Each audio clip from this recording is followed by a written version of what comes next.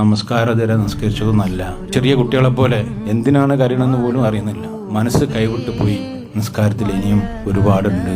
ഇതിങ്ങനെ തന്നെ തുടർന്ന് കിട്ടുകയാണെങ്കിൽ അള്ളാന്റെ മുമ്പിൽ നിൽക്കുമ്പോൾ മനസ്സൊന്നിടറിയിട്ട് കണ്ണ് നിറഞ്ഞിട്ട് പ്രാർത്ഥിക്കാൻ പറ്റുകയാണെങ്കിൽ അതിനേക്കാൾ വലിയൊരു അനുഗ്രഹം വേറില്ലല്ലോ.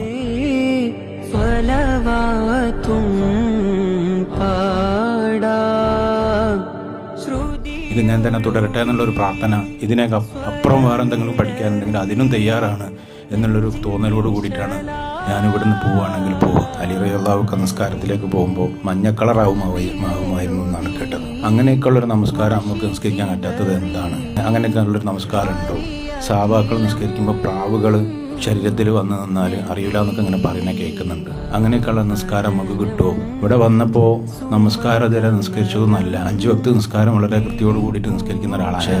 നിസ്കാരത്തിൽ ഇനിയും ഒരുപാടുണ്ട്.